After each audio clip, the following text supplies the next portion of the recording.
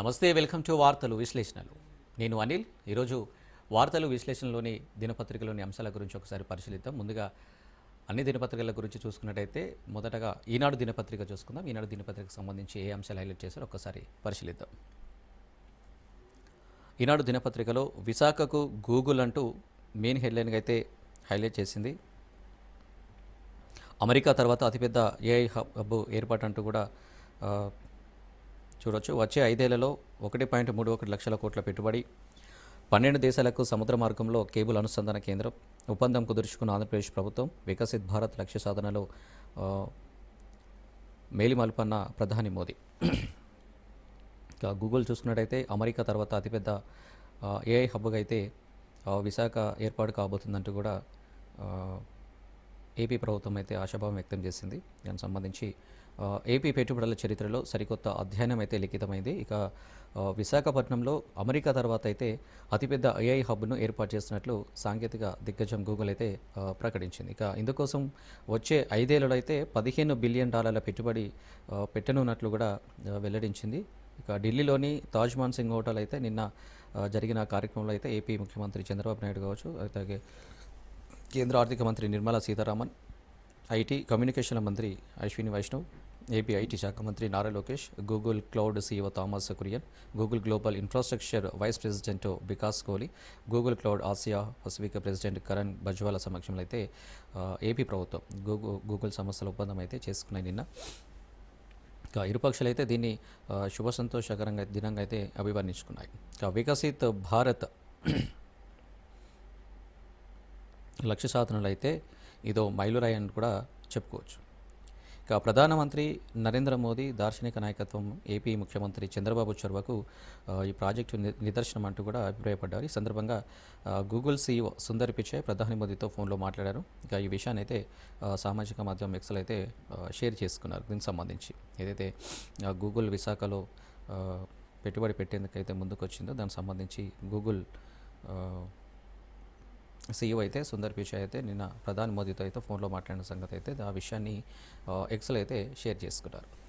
ఏఐతో పాటు డిజిటల్ మౌలిక వసతులు ప్రస్తుతం 1 గీగావాట్ సామర్థ్యంతో పాటు ప్రారంభమయ్యే ఈ ఏఐ హబ్ భవిష్యత్తులో బహుళ గీగావాట్లకైతే విస్తరిస్తుందంటూ కూడా Google cloud CEO Thomas Kurian ప్రకటించారు. ప్రస్తుతానికైతే స్టార్టింగ్ అయితే 1 గీగావాట్ సామర్థ్యంతో అయితే ఇది స్టార్ట్ అవుతుంది. తర్వాత ఇది ఫ్యూచర్లో ఇంకా కొన్ని గీగావాట్లకైతే స్ప్రెడ్ అవుతుందంటూ కూడా Google cloud CEO Thomas Kurian అయితే ప్రకటించారు.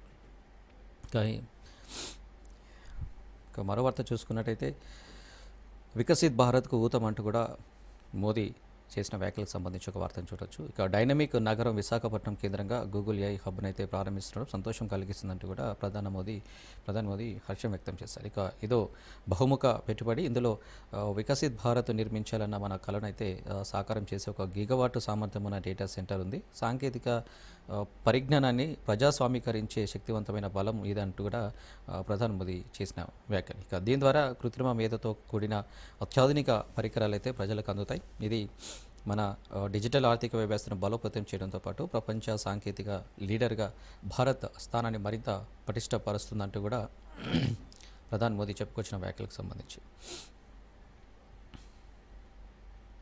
ఇక మరో వార్త చూసుకున్నట్టయితే మల్లోజిల వేణుగోపాల్ లొంగుబాటు అంటూ కూడా ఈనాడు దినపత్రిక అయితే ప్రచురించింది. ఇక మావోయిస్టు పార్టీలో 2వ స్థానంలో ఉన్న నాయకుడు ఇక 60 మందితో కలిసి మహారాష్ట్రలో పోలీసుల చెంతకు ఈ నెల 16న అయితే ఆ రాష్ట్ర సీఎం సమక్షంలో అధికారిక ప్రకటన చేసే అవకాశం ఉంది. దాంతోపాటు 44 ఏళ్ల అజ్ఞాతవాసానికైతే తెరబడింది. ఎందుకంటే పార్టీ పంతంపై ఇటీవలే లేఖల పరంపర అయితే జరుగుతుంది. దాంతోపాటు మల్లోజిల వేణుగోపాల్ లొంగుబాటు అనేది ఒక వార్త అయితే చర్చనీయాంశమైంది. అతనితో పాటు దాదాపు ఒక 60 మంది కలిసి అయితే మహారాష్ట్ర పోలీసుల చెంతకైతే చేరుకున్నారు. దీన్ని ఈ నెల 16న అంటే రేపు రాష్ట్ర సీఎం సమక్షంలో అయితే అధికారికంగా ప్రకటన చేసే వీలుంది. ఇంకా మావోయిస్ట్ పార్టీ అగ్రనేత దాదాపు 2వ స్థానంలో చలమణి అవుతున్న మల్లోజుల వేణుగోపాల్ ఎలియాస్ పై ఉద్యమాన్ని వీడి జనజీవన స్రవంతిలోకి అడుగుపెట్టారు.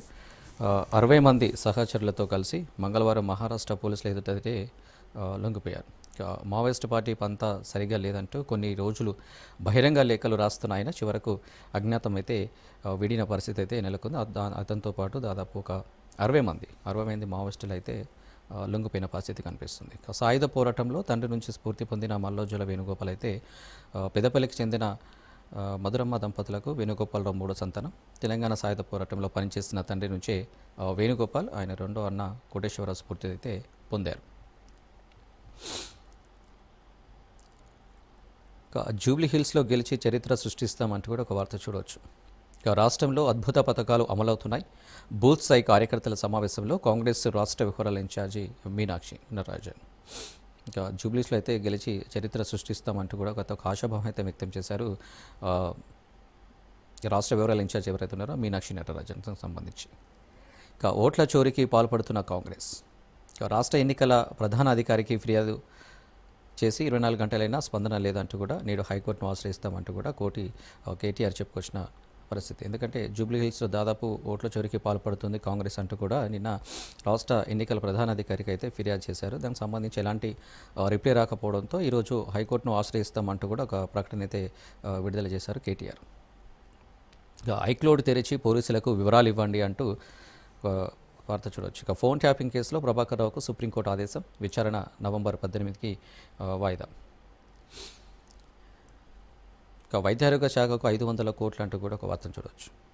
తక్షణం విడుదలకు సీఎం రేవంత్ రెడ్డి ఆమోదం. ఆసుపత్రులను ప్రక్షాళన చేయాలనుకుంటా ఆదేశం. దశల వారీగా అయితే సర్కారు దవాఖానలు ఏదైతే ప్రక్షాళన చేయాలని ముఖ్యమంత్రి రేవంత్ రెడ్డి ఆదేశించారో దానికి సంబంధించి ప్రభుత్వ ఆసుపత్రులకు వచ్చే పేదలకు మెరుగైన వైద్య సేవలు అందించే లక్ష్యంతో అయితే భవన నిర్మాణ పనులు అయితే వేగవంతం చేయాలని అయితే సూచించారు. నిన్న జూబ్లీహిల్స్లోని తన నివాసంలో అయితే వైద్యారోగ్య శాఖ మంత్రి దామోదర్ రాజనరసింహ, ప్రభుత్వ ప్రత్యేక ప్రధాన కార్యదర్శి వికాసరాజ్, సీఎం కార్యదర్శి మాణిక్ రాజ్తో పాటు వైద్యారోగ్య శాఖ కార్యదర్శి క్రిస్టినా తదితరులతో అయితే సీఎం అయితే సమీక్ష నిర్వహించారు. దాంట్లో భాగంగా శాఖలు ఇటీవల చేపట్టిన బ్రాండింగ్ పనులైతే సంస్కరణల గురించి అయితే మంత్రి దామోదర్ సీఎంకి అయితే వివరించిన పరిస్థితి. మంత్రి కొండా సురేఖ ఓఎస్డీపై వేటి అంటూ కూడా ఒక వార్త చూడవచ్చు. తొలగిస్తూ పీసీబీ ఆదేశాలు.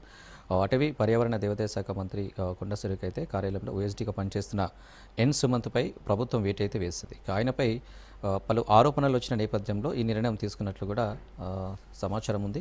తెలంగాణ కాలుష్య నియంత్రణ మండలి ఓఎస్డీగా నియమితులైన సుమంత్ డిప్యూటేషన్పై మంత్రి కొండా సురేఖ వద్ద ఓఎస్డీగా అయితే పనిచేస్తున్నారు. దానికి సంబంధించి ఈ ప్రభుత్వం ఏర్పడిన తర్వాత అయితే అటవీ శాఖ పర్యావరణ మంత్రి నుంచి వచ్చిన నోటు ఆధారంగా 2024 ఫిబ్రవరిలో సుమంత్ను పీసీబీలో ఓఎస్డీకి అయితే నియమించింది. దానికి సంబంధించి నియమించిన తర్వాత మంత్రి కొండా సురేఖపై ఎవరైతే ఓఎస్డీపై అయితే వేటు అయితే పడిన పరిస్థితి. గ్రూప్ 2 విజేతలకు 18 నియామకాల పత్రాలు అంటూ కూడా ఒక మరో వార్త చూడవచ్చు. సాదా బైనామాకు విచారణే ప్రామాణికం.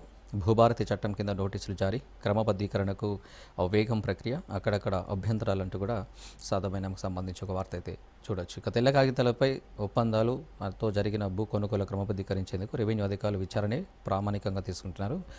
పెద్దల సమక్షంలో జరిగిన భూముల కొనుగోలు కిన్నాలకు అధికారిక గుర్తింపు దక్కుతుండటంతో రైతుల కుటుంబాలు అయితే ఆనందం వ్యక్తమవుతుంది. కాకపోతే 11 ఏళ్లకు ముందు జరిగిన ఒప్పందాలతో భూములు కొనుగోలు జరగడంతో విచారణ సందర్భంగా పూర్తిస్థాయి ఆధారాలు చూపడం కష్టంగా మారుతుంది. దీంతో రెవెన్యూ అధికారులు అయితే క్షేత్రస్థాయిలో చేపడుతున్న విచారణ అయితే కీలకంగా మారుతుంది. ఎందుకంటే రాష్ట్ర వ్యాప్తంగా దాదాపు 10 లక్షల ఎకరాలకు సాదా బైనామాలతో ఒప్పందాలు అయితే జరిగాయి.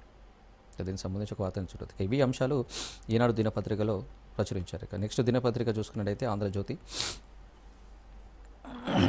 ఆంధ్రజ్యోతి దినపత్రిక చూసుకున్నట్టయితే మల్లోజిలా వేణుగోపాలరావు లొంగుబాటు అంటూ కూడా మెయిన్ హెడ్లైన్కి అయితే హైలైట్ చేసింది ఆంధ్రజ్యోతి. గడ్చిరోలి పోలీసుల ఎదుట లొంగిపోయిన మావోయిస్టు అగ్రనేత, ఆయనతో పాటు మరో 60 మంది, 54 ఆయుధాల పగిత. నక్సలైట్ల ఉద్యమంలో మల్లోజులదైతే 45 ఏళ్ల ప్రస్థానం. పార్టీ సిద్ధాంతకర్తగా, బాహ్య ప్రపంచంతో అనుసంధానకర్తగా అయితే పేరుగాంచింది. అలాగే ఆపరేషన్ కగార్ నేపథ్యంలో భిన్న వైఖరి, సాయుధ పోరు వదిలేద్దామని మల్లోజుల ప్రతిపాదన లేక వదిలేది లేదని ప్రకటించిన పార్టీ. కొంతకాలంగా మల్లోజుల లొంగుబాటుపై ఊహాగానాలు. ఆయన మీద 6 కోట్ల రివార్డు, 100కు పైగా కేసులైతే నమోదయ్యాయి. ఎందుకంటే గత కొన్ని రోజులుగా అయితే వామపక్షవాదులు, ప్రజా సంఘాలు ఊహిస్తున్నట్లుగానే సిపిఐ కేంద్ర committee, polit bureau, central military commission సభ్యుడు మల్లోజుల వేణుగోపాలరావు అయితే పోలీసులకు ఎట్టకేలకైతే లొంగిపోయారు. దానికి 4.5 దశాబ్దాల ఉద్యమ అజ్ఞాత జీవితం వీడి నిన్న మహారాష్ట్రలోని గడ్చిరోలి పోలీసులు ఎదుటైతే 60 మంది మావోయిస్టులతో కలిసి అయితే ఆయనే లొంగిపోయారు. దీనికి అధికారిక ప్రకటన అయితే మాత్రం రేపు వచ్చే అవకాశాలు కనిపిస్తున్నాయి దానికి సంబంధించి. ఇక అత్యంత కీలక నేతల్లో ఒకరు 70 ఏళ్ల వయసు ఉన్న వేణుగోపాలరావు అలియాస్ భూపతి సోమను మావోయిస్టు పార్టీలో అత్యంత కీలకమైన నేతల్లో ఒకరిగా భావిస్తారు. ఇక ఆ పార్టీ సిద్ధాంతకర్తగా అయితే ఆయనకు పేరుంది. ఛత్తీస్గఢ్ అడవుల్లోని పార్టీకి బాహ్య ప్రపంచానికి మధ్య ఆయన ఒక అనుసంధానకర్తగా అయితే కూడా వ్యవహరించినట్టు కూడా తెలుస్తుంది. ఇక ఆపరేషన్ కాకర్ నేపథ్యంలో ఈ ఏడాది మే నెలలో అయితే ఒక కీలకంగా అయితే వ్యవహరించారు. ఇక మరో వార్త చూసుకున్నట్టయితే కన్నీటి మంటలు అంటూ కూడా చూడొచ్చు. మాగంటి సునీత కన్నీలపై డైలాగ్ వార్. కార్యకర్తల సమావేశంలో భర్తను తలుచుకొని కన్నీళ్లు పెట్టింది సునీత. ఆమె పట్ల సానుభూతి ఉందంటూనే కన్నీళ్లు పెట్టడం ఏంటన్న పుణ్యం. అధికారం కోసం మహిళా కన్నీళ్లను బీఆర్ఎస్ వాడుకుంటుందంటూ తుమ్మల. భావోద్వేగాలపై విమర్శల కాంగ్రెస్ నేతల నీతి మాలిన వారంటూ కేటీఆర్. ఏదైతే మాగంటి గోపీనాథ్ మృతి తర్వాత జూబ్లీస్లో మళ్ళీ ఉప ఎన్నిక జరుగుతున్న నేపథ్యంలో అక్కడైతే బీఆర్ఎస్ అయితే మాగంటి భార్య ఎవరుతున్న సునీతను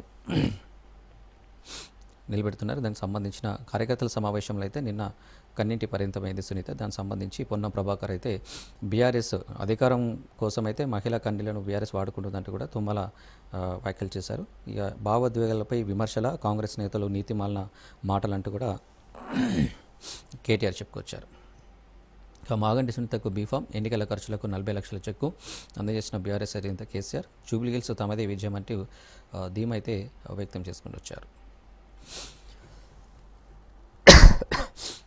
మరో వార్త ఎన్ఓసీ ఇంజనీర్లపై బదిలీ వేటు. రాజధానిలో చెరువులు కుంటలు నిర్మాణాలకు అడ్డగోలుగా అనుమతులు ఇచ్చిన వారిపై అయితే కొరడ. హైదరాబాద్ నుంచి ఇతర జిల్లాలకు 51 మంది బదిలీ.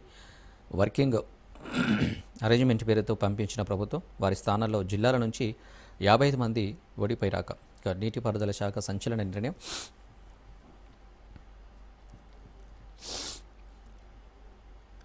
ఇలాంటి వాణ్ణి ఎందుకు కన్నావంటూ కూడా ఒక వార్త అయితే చూడవచ్చు. భర్త వేధింపులు తాళలేక పిల్లలను చంపి భవనంపై నుంచి దూకి తల్లి అత్తే నిన్న ఆత్మహత్య చేసుకున్న పరిస్థితి అయితే మనం చూసాం. ఇక కౌల పిల్లల్లో ఒకరికి పుట్టుకతోనే రాని మాటలు లోపం నీవాళ్లే అంటూ భార్యపై భర్త అయితే వేధింపులు మనోవేదనకు గురై తీవ్ర నిర్ణయం తీసుకున్న మహిళ హైదరాబాద్ బాలనగర్లో ఒక విషాద ఘటన అయితే జరిగింది. బ్యాంకుల్లో చెక్కులు క్లియరెన్స్ కష్టాలంటూ కూడా ఒక వార్తను చూడవచ్చు. కస్టమర్ల సహనాన్ని పరీక్షిస్తున్న సిటీఎస్ దేశవ్యాప్తంగా నిలిచిపోయిన లక్షల కోట్ల లావాదేవీలు సాఫ్ట్వేర్ అప్డేట్ కాకపోవడమే కారణమంటున్న బ్యాంకులు. ఓ తండ్రి తీర్పు అంటూ కూడా ఒక వార్తను చూడవచ్చు. సంరక్షణ మరిచిన కుమారుడికి మాజీ ఎంపీపై అయితే ఒక గుణపాఠం అయితే చెప్పారు. 3 కోట్ల విలువ చేసే 3 ఎకరాల ప్రభుత్వానికి అప్పగింత. ఆ భూమిలో భార్య జ్ఞాపకార్థం భవనం నిర్మించాలని వినతి. ఇదైతే హన్మకొండ జిల్లాలో జరిగిన ఘటన. బీఆర్ఎస్ హయాంలో విద్యార్థులకు అన్యాయం అంటూ కూడా వార్తను చూడవచ్చు. అది నిజమే. అందుకనే ఎన్నికల్లో పార్టీకి ఓటమి. గ్రూప్ 1 అభ్యర్థులతో మాట ముచ్చటతో కవిత వ్యాఖ్యలు. ఉద్రిక్త పరిస్థితుల నడుమ భేటీ. కేసీఆర్ పాలనలో పేపర్ లీకేజీలపై కవిత నిలదీసిన నిరుద్యోగులు. ఇక కేసీఆర్ ఫోటో లేకుండా అయితే జిల్లాలో కవిత యాత్రలు అయితే జరుగుతుంది. జాగృతి పోస్టర్లతో ఇక నుంచి జయశంకర్ ఫోటోలు మాత్రమే ఉండే అవకాశాలు కనిపిస్తున్నాయి. ఇక మళ్ళీ బీజేపీ ప్రభుత్వమే నేనే రైల్వే మంత్రిని అంటూ కూడా కొండా విశ్వేశ్వరరెడ్డి చేసిన వ్యాఖ్యలకు సంబంధించి ఒక వార్తను చూడవచ్చు. ఇక వికారాబాద్ జిల్లా బీజేపీ అధ్యక్షుడు రాజశేఖర రెడ్డి రాజకీయాలను అనర్హుడు. ఆయన పేరు అప్పట్లో నేనే ప్రతిపాదించా, కానీ పార్టీ నడపడంలో ఆయన విఫలం. బీజేపీ కొండా విశ్వేశ్వరరెడ్డి చేసిన వ్యాఖ్యలు. ఇక మరో వార్త చూసుకున్నట్టయితే హలో ఏపీ ఓకే గూగుల్ అంటూ కూడా ఒక వార్తను చూడవచ్చు. నిన్న ఢిల్లీలో జరిగిన కార్యక్రమంలో ఏపీ సీఎం చంద్రబాబు అలాగే నిర్మలా సీతారామన్ ఆర్థిక మంత్రి పాల్గొన్న కార్యక్రమంలో గూగుల్ అయితే విశాఖలో పెట్టేందుకు అయితే ముందుకు వచ్చింది. దానికి సంబంధించి విశాఖలో గూగుల్ అతిపెద్ద ఏఐ హబ్ ఏపీ గూగుల్ మధ్య కుదిరిన కీలక ఒప్పందం 1.33 లక్షల కోట్ల పెట్టుబడికైతే సిద్ధం. అమెరికా వెలుపల ఆ సంస్థకున్న అత్యంత భారీ డేటా సెంటర్ అయితే ఇదే అంటే విశాఖలో ఉండే ఇప్పుడు పెట్టే గూగుల్ ఏదైతే ఉందో దానికి సంబంధించి 2 లక్షల మంది ఐటీ నిపుణుల కొలువులు, 12 దేశాలకు విశాఖ కేంద్రంగా సేవలు, గూగుల్ ఏఐ హబ్తో దేశ డిజిటల్ ఆర్థిక వ్యవస్థకు ఊతం. ప్రధాని మోదీ ఏఐ ఆవిష్కరణలు వేగవంతం అంటూ సుందర్ పిచాయ్ చేసిన వ్యాఖ్యలు. ఈ కార్యక్రమంలో అయితే AP CM Chandrababu, Ashwini Vaishnaw, Nirmala, Lokesh, Thomas Kurian అయితే పాల్గొని గూగుల్పై ఒప్పంద సంతకాలు అయితే చేశారు నిన్న. ఇక బీహార్ ఎన్నికలకు 71 మందితో బీజేపీ తొలి జాబితా అంటూ కూడా ఒక వార్తను చూడవచ్చు. స్పీకర్ నందకిషోర్ యాదవ్కు దక్కని టికెట్, బీజేపీలో చేరిన గాయని మైథిలి ఠాకూర్ పోటీకి సిద్ధంగా ఉంటుంది. అలాగే అభ్యర్థులకు లాలు టికెట్లు వెనక్కి తీసేసుకున్నారు. ఇక ఆర్జేడీ నేతల్లో కలకలం, లాలు వైఖరిపై కాంగ్రెస్ గుర్రు. ఇక తమ సీట్లపైన కన్నేయడంతో ఆగ్రహం వ్యక్తం చేశారు లాలు. ఇక నర్సింగ్ విద్య మిథ్య, చిరునామా ఒకచోట కాలేజ్ మరో చోట అంటూ కూడా ఒక వార్త. ఒకే భవనంలో పలు కాలేజీలు, అనుబంధ ఆసుపత్రులు లేని వైనం. 16 నర్సింగ్ స్కూళ్లలో ఆకస్మిక తనిఖీలతో బయటపడ్డ లోపాలు. ప్రజల ఫిర్యాదులతో రాష్ట్రవ్యాప్త తనిఖీలు, మంత్రి ఆదేశం. లోపాలున్న విద్యా సమస్యలకు అండగా ఉన్న ఓ ఉన్నతాధికారి. ఇక రాష్ట్ర ప్రభుత్వం దర్యాప్తు చేయకుంటే మీరే విచారణ చేపడతారా అంటూ కూడా ఒక వార్తనైతే చూడవచ్చు. రాష్ట్రం హక్కును లాగేసుకుంటారా? మరి సమాఖ్యవాదం మాట ఏమిటి? తమిళనాడు లిక్కర్ లైసెన్స్ కేసులో ఈడీని నిలదీసిన సుప్రీంకోర్టు. దర్యాప్తు స్టే పొడిగింపు. ఏదైతే రిజర్వేషన్కి సంబంధించి సుప్రీంకోర్టులో విచారణ అయితే జరుగుతుందో దానికి సంబంధించి రాష్ట్ర హక్కులను మీరే లాగేసుకుంటారా? మరి సమైక్యవాదం మాట ఏమిటంటూ కూడా సుప్రీంకోర్టు ఒక చెంపపెట్టు లాంటి మాటలు అయితే చేసింది. ఎందుకంటే తమిళనాడు లిక్కర్ లైసెన్స్ల కేసులు అయితే ఈడీని నిలదీసింది సుప్రీంకోర్టు. ఇక దర్యాప్తు స్టే అయితే పొడిగించే అవకాశాలు కనిపిస్తున్నాయి. మరోవైపు స్లీపర్ బస్సులో మంటలు, 20 మంది మృతి. రాజస్థాన్లో దారుణం, షార్ట్ సర్క్యూటే కారణం అంటూ సందేహాలు. ఇక రాజస్థాన్లో జరిగిన బస్సు యాక్సిడెంట్కి సంబంధించి ఒక వార్త. ఇక పోలవరం దేవాదులపై 29న ప్రధాని మోదీ సమీక్ష అంటే ఒక వార్త చూడవచ్చు. ఇక ఇందిరమ్మ వరద కాలువలపై కూడా పోలవరం ముంపు రాష్ట్రాల అభ్యంతరాలు, నిర్మాణ అంశాలపై ఆరా తీసుకున్న మోదీ. హర్యానాలో మరో పోలీసు ఆత్మహత్య, ఐపీఎస్ పూరన్ కేసులో కొత్త మలుపు అంటూ కూడా ఒక వార్తను చూడవచ్చు. ఇవి ఆంధ్రజ్యోతిలోని అంశాలకు సంబంధించి దినపత్రికలు. ఇక నెక్స్ట్ దినపత్రిక చూసుకున్నట్టయితే సాక్షి దినపత్రిక చూసుకున్నట్టయితే ఓ మై గోల్డ్ అంటూ కూడా ఒక మెయిన్ హెడ్లైన్గా అయితే హైలైట్ చేసింది. బంగారం ధరలపై సామాన్యుల బెంబేల్ అంటూ కూడా. అంటే డే బై డే గోల్డ్కు సంబంధించి రేట్లు అయితే అధికంగా పెరుగుతున్నాయో దానికి సంబంధించి ఒక వార్తనైతే చూడవచ్చు. జూబ్లీ హిల్స్ ఓట్ చోరీపై నేడు హైకోర్టుకు బీఆర్ఎస్ వర్కింగ్ ప్రెసిడెంట్ కేటీఆర్ వెల్లడి అంటే ఒక వార్తను చూడొచ్చు దానికి సంబంధించి. ఎందుకంటే నిన్న ఎన్నికల ప్రధాన అధికారికి అయితే జూబ్లీ హిల్స్ చోరీ ఓట్లకు సంబంధించి అయితే ఒక విడవిడి దాఖలు చేశారు. దానికి సంబంధించి ఎలాంటి రిప్లై రాకపోవడంతో ఈరోజు హైకోర్టును ఆశ్రయించే అవకాశం ఉన్నట్టు కూడా తెలుస్తుంది. దానికి సంబంధించి కేటీఆర్ అయితే వెల్లడించారు. ఓటీ చేరుపై రాహుల్ గాంధీ స్పందించాలి. కాంగ్రెస్ అభ్యర్థి తమ్ముడికే 3 ఓట్లు ఉన్నాయి. ఉప ఎన్నికలో ఏకంగా 23 ఓట్లు ఎలా పెరిగాయంటూ కూడా నిలదీశారు. నిన్న పవర్ పాయింట్ ప్రజెంటేషన్ కూడా ఇచ్చారు కేటీఆర్ దానికి సంబంధించి ఓట్ల చోరుకు సంబంధించి. ఇక లొంగిపోయిన మల్లోజులు అంటూ కూడా సాక్షి దినపత్రికలు కూడా ప్రచురించింది. ఇక 60 మంది అనుచరులతో మహారాష్ట్రలో లొంగుబట్ట అంటూ కూడా ఒక వార్తనైతే సాక్షిలో చూడవచ్చు. ఇంకా అందరూ కొత్త వారు అంటూ కూడా ఒక మరో వార్త. డీసీసీ అధ్యక్షులుగా ఉన్నవారికి మళ్ళీ అదే పదవి ఇవ్వొద్దని నిర్ణయం. పార్టీ ప్రజాప్రతినిధుల దగ్గరి బంధువులకు no chance. SC, ST, BC, minority మహిళా నాయకులకు ప్రాధాన్యత. ఇక నిబంధనలు విధించిన ఏఐసీసీ జూమ్ మీటింగ్లో మీనాక్షి, మహేష్ కుమార్ వెళ్ళాడు. ఎందుకంటే డీసీసీ అధ్యక్షులుగా ఉన్న వారికైతే మళ్ళీ అదే పదవి ఇవ్వద్దంటూ కూడా ఒక నిర్ణయానికి వచ్చారు మహేష్ కుమార్ కూడా, అలాగే మీనాక్షి నటరాజ. జూమ్ మీటింగ్లో అయితే ఇలాంటి నిర్ణయాన్ని అయితే తీసుకున్నారు. ఇక మెయిన్గా అయితే ఎస్సీ, ఎస్టీ, బీసీ, మైనారిటీ మహిళా నాయకులకే ఎక్కువ ప్రాధాన్యత ఇచ్చే అవకాశాలు అయితే కనిపిస్తున్నాయి. ఇక కేవలం పార్టీ ప్రజాప్రతినిధుల దగ్గర బంధువులకైతే నో ఛాన్స్ అంటూ కూడా చెప్పుకొచ్చారు. ఇక మరో వార్త చూసుకున్నట్టయితే సాక్షి నిలిపివేతపై సుప్రీం సీరియస్. దీనిపై ఏపీ ప్రభుత్వం సమాధానం ఇవ్వాల్సిందని స్పష్టీకరణ. బాబు సర్కార్ కౌంటర్ దాఖలు చేయకపోవడంపై ధర్మాసనం తీవ్ర అసహనం. ఇక వెంటనే పూర్తి వివరాలతో కౌంటర్ దాఖలు చేయాలంటూ కూడా ఆదేశాలు జారీ చేసింది. ఇక ఏపీలో సాక్షి టీవీ ప్రసారాల నిలిపివేతపై సుప్రీంకోర్టు అయితే తీవ్రంగా స్పందించింది. ఎందుకంటే ఆరోపణలు ఎదుర్కొంటున్న ఏపీ ప్రభుత్వం తరపున ఒక ప్రైవేటు మల్టీ సిస్టమ్ ఆపరేటర్ ఎలా వాదిస్తారంటూ కూడా ఆగ్రహం వ్యక్తం చేసింది. ఎందుకంటే ఏపీ ప్రభుత్వం వెంటనే ఈ విషయంలో తన వైఖరిని తెలియజేస్తూ కౌంటర్ అఫిడవిట్ దాఖలు చేయాలంటూ కూడా సుప్రీం అయితే ఆదేశించింది ఏపీ ప్రభుత్వానికి సంబంధించి. ఇక బనకచెర్ల డిపిఆర్ చట్ట విరుద్ధం అంటూ కూడా ఒక వార్తను చూడవచ్చు. పోలవరం బనకచెర్ల ప్రాజెక్ట్ ఏదైతే ఉందో దానికి డిపిఆర్ రూపకల్పన కోసం అయితే ఏపీ ప్రభుత్వం టెండర్లను ఆహ్వానించడం చట్ట విరుద్ధం అంటూ కూడా తెలంగాణ ప్రభుత్వం అయితే ఆక్షేపించింది. ఇక ఈ ప్రాజెక్టును చేపట్టకుండా ఏపీని కట్టడి చేయాల్సిన బాధ్యత కేంద్రంపై ఉందంటూ కూడా స్పష్టం చేసింది.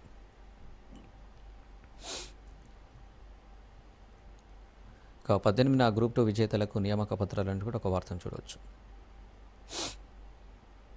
ఇక ఐజీ ఆత్మహత్య కేసులో ట్విస్ట్. ఆత్మహత్యకు పాల్పడ్డ హర్యానా ఐజీ పురాణ్ కుమార్పై అయితే అవినీతి కేసును దర్యాప్తు చేస్తున్న ఓ ఏఎస్ఐ ఆత్మహత్య చేసుకున్నారనుకుంటారు ఒక వార్తను చూడవచ్చు. ఇక 20 ప్రాణాలు బుగ్గిపాలంటూ ఒక వార్త. రాజస్థాన్లోని జైనల్మీర్ సమీపంలో బస్సుకు మంటలు అంటుకోవడంతో 20 మంది అయితే సజీవ దహనమయ్యారు. ఇక టీమ్స్కు కార్పొరేట్ లుక్ అంటూ కూడా ఒక వార్త. త్వరలో అందుబాటులోకి రానున్న టీమ్స్ ఆసుపత్రులను కార్పొరేట్ ఆసుపత్రుల తరహాలో ప్రభుత్వం తీర్చిదిద్దనుందంటూ కూడా వార్త చూడవచ్చు. ఇక లాంఛనం ముగిసింది. వెస్టిండీస్పై రెండో టెస్ట్లో నెగ్గి సిరీస్ను 2-0తో క్లీన్ స్వీప్ చేసిన భారత్ అయితే క్రికెట్ సంబంధించిన ఒక వార్త చూడవచ్చు. ఇక ఇవి సాక్షి దినపత్రికలోని అంశాలకు సంబంధించి.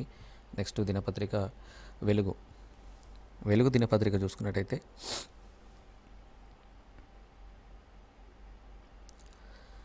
జూబ్లీహిల్స్ ఫలితం తేల్చేది బీసీలు ముస్లింలే అంటూ కూడా మెయిన్ హెడ్లైన్ అయితే వెలుగు దినపత్రిక హైలైట్ చేసింది. సెగ్మెంట్లో 4 లక్షల మంది ఓటర్లతో 2 లక్షల మంది బీసీలే, 96,500 మంది ముస్లింలు, 30 నుండి 39 ఏళ్ల మధ్య అయితే 25% మంది. వీరిని ప్రసన్నం చేసుకున్న పనిలో అన్ని పార్టీలు అయితే ప్లాన్ చేస్తున్నాయి. ఇక జూబ్లీహిల్స్ నియోజకవర్గ ఉప ఎన్నిక ఫలితాన్ని అయితే ఈసారి బీసీలు ముస్లింలే నిర్ణయించనున్నారు. ఈ నియోజకవర్గంలోని మొత్తం ఓటర్ల సంఖ్యలో వీరే అధికంగా ఉండడంతో వీరి ఓట్లు ఎవరికి ఎక్కువ పడితే వారే విజేతలుగా నిలపనున్నారంటూ కూడా ఒక ఎక్స్పెక్టేషన్ అయితే కనిపిస్తుంది. ఇక దీంతో అన్ని రాజకీయ పార్టీలు ఈ 2 వర్గాలను ప్రసన్నం చేసుకున్న పనులు అయితే పడ్డాయి. ఇక జూబ్లీహిల్స్ నియోజకవర్గంలో మొత్తం ఓటర్ల సంఖ్య దాదాపు 3 లక్షల పైమాటే ఉంది. ఇందులో 2 లక్షల వరకు అయితే బీసీ ఓటర్లే ఉన్నారు. ఇక బీసీ ఓటర్లను ప్రసన్నం చేసుకునేకైతే అన్ని పార్టీలు అయితే స్టార్ట్ చేస్తున్నాయి. ఇక దొంగ ఓట్ల పేరుతో బీఆర్ఎస్ కొత్త నాటకం అంటూ కూడా ఒక వార్తను చూడవచ్చు. చెప్పుకోవడానికి ఏమీ లేకనే తప్పుడు ప్రచారం. మంత్రి వివేక్ వెంకటస్వామి చేసిన వ్యాఖ్యలు. దొంగ ఓట్ల పేరుతోనే బీఆర్ఎస్ కొత్త నాటకం ఆడుతుందంటూ, ఎందుకంటే చెప్పుకోవడానికి ఏం లేదు కాబట్టి తప్పుడు ప్రచారం సృష్టిస్తూ ఈ విధంగా ఓట్లను దండుకునే ప్రయత్నం చేస్తుందంటూ కూడా మంత్రి వివేక్ వెంకటస్వామి చేసిన వ్యాఖ్యలు అయితే చూడవచ్చు. ఇక ఈసీ స్పష్టత ఇచ్చిన రాద్ధాంతం చేస్తున్నది. జూబ్లీహిల్స్ ఉప ఎన్నిక తర్వాత బీఆర్ఎస్ ఖాళీ అవుతుందని కామెంట్. కంటోన్మెంట్ ఫలితమే జూబ్లీహిల్స్లోని రిపీట్ ఉన్నాం. ఇక 10 ఏళ్ళు దోచుకున్న చరిత్ర బీఆర్ఎస్ది అంటూ కూడా తుమ్మల చేసిన వ్యాఖ్యలకు సంబంధించి. ఎందుకంటే జూబ్లీహిల్స్ ఉప ఎన్నిక తర్వాత బీఆర్ఎస్ ఖాళీ అవుతుందంటూ కూడా వివేక్ వెంకటస్వామి అయితే ఒక జోస్యం అయితే చెప్పుకుంటూ వచ్చారు. అలాగే కంటోన్మెంట్ ఫలితమే జూబ్లీహిల్స్లో కూడా రిపీట్ అవుతుందంటూ కూడా పొన్నం ప్రభాకర్ అయితే చేసిన వ్యాఖ్యలు. పొన్నం ప్రభాకర్ అలాగే 10 ఏళ్ళు దోచుకున్న చరిత్ర బీఆర్ఎస్ది మాత్రమే అంటూ కూడా తుమ్మల చేసిన వ్యాఖ్యలు. ఎందుకంటే ఈ దొంగ ఓట్ల నాటకం అనేది ఓట్లు దండుకోవడానికి తప్ప బీఆర్ఎస్ చేయడానికి చెప్పేదానికి ఏమీ లేదంటూ కూడా చేసిన వ్యాఖ్యలు. ఇక మరో వార్త, మల్లోజుల లొంగుబాటు 45 ఏళ్ల అజ్ఞాతవాసానికి తెర అంటూ కూడా వెలుగు దినపత్రిక అయితే ప్రచురించింది. ఇక ఇవాళ రేపు మహారాష్ట్ర సీఎం ఫడ్నవీస్ సమక్షంలో అయితే ప్రకటన చేస్తారు. ఈ ఏడాది జనవరిలో లొంగిపోయిన ఆయన భార్య తార, 2011 వేణుగోపాల్ అన్న కిషన్ ఎన్కౌంటర్, సంక్షోభ సమయంలో మావోయిస్ట్ పార్టీకి భారీ షాక్, అనారోగ్యం, పార్టీ పంత విషయంలో అయితే వివాదాలతోనే సరెండర్ అయినట్టు కూడా తెలుస్తుంది. కేవలం హెల్త్ ఇష్యూస్ వల్ల, అలాగే పార్టీ పంత ఏదైతుందో ఆ విషయంలో మాత్రమే సరెండర్ అవుతున్నట్టు కూడా ఒక వార్తను అయితే చూడవచ్చు. ఇక బనకచెర్ల ఆల్మాటిపై పోరాడుతున్నాం అంటూ కూడా ఒక వార్త చూడవచ్చు. ఇక ఇరిగేషన్ శాఖలో ప్రక్షాళన అంటూ కూడా మరో వార్త.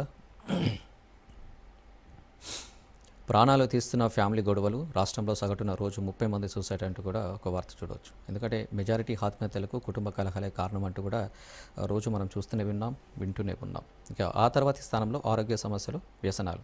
ఇక బలవరం నన్నానికి పాల్పడుతున్న వారిలో రోజువారీ కూలీలు ఎక్కువ ఉంటున్నారు. రెండో స్థానంలో అయితే గృహిణులు. నేషనల్ క్రైమ్ రికార్డ్ బ్యూరో నివేదికలు అయితే వెల్లడి. ఇక ఓబీసీ రిజర్వేషన్లు పెంచాల్సిందంటూ కూడా మరో వార్త చూడవచ్చు. ఎందుకంటే సుప్రీంకోర్టు వెల్లడించిన మధ్యప్రదేశ్ సర్కార్ ఓబీసీ రిజర్వేషన్ల పెంపు నిర్ణయాన్ని సమర్థించుకుంటూ 15 పేజీలతో కూడిన అఫిడవిట్, కోటాను 14 నుంచి 27% పెంచడంపై వివరణ అంటూ కూడా ఒక వార్తను చూడవచ్చు. ఇక దళితుడే అని చేస్తున్నారు అంటూ కూడా ఒక దళితు దళితుడైతే అణిచివేస్తున్నారంటూ కూడా ఒక వార్తను చూడవచ్చు.